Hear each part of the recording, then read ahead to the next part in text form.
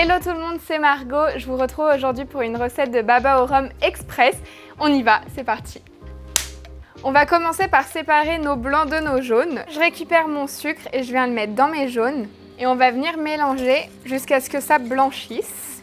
Ça te donne envie des jaunes d'œufs au sucre? Oui, envie de m'en tartiner plein le torse. Je vais venir ajouter dans mes jaunes d'œufs et mon sucre, mon lait et mon beurre que j'ai fait fondre au micro-ondes. Et on vient de nouveau mélanger.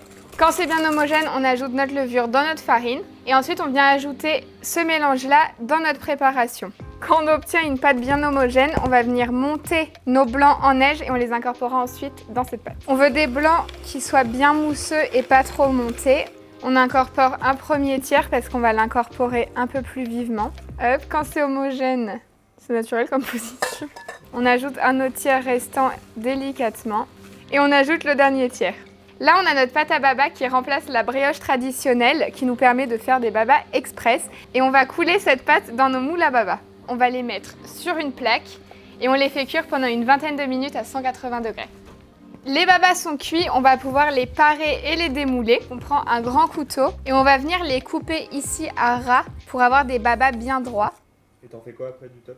Bah je le mange. Là déjà on voit qu'on a une mie qui est hyper moelleuse. Tu peux me montrer à moi s'il te plaît? Non. Et on va venir les démouler. Donc on va pouvoir maintenant passer à la réalisation du sirop. Donc c'est très simple. On met dans une casserole l'eau, le rhum, le sucre.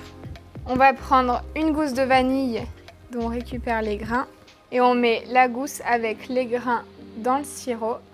On prend un citron vert qu'on vient zester. Et on porte le tout à ébullition. Donc là on a le sirop qui est bien chaud. On a nos babas qui ont refroidi et on va pouvoir les imbiber. On prend un pinceau et on va y aller assez généreusement. J'ai l'air généreuse là. Je vais prendre une cuillère. On récupère du sirop et on vient mettre sur nos babas. Donc là, les babas sont prêts. Si vous voulez, vous pouvez rajouter une chantilly citron vert sur le dessus. Nous, c'est ce qu'on va faire, donc on va la pocher.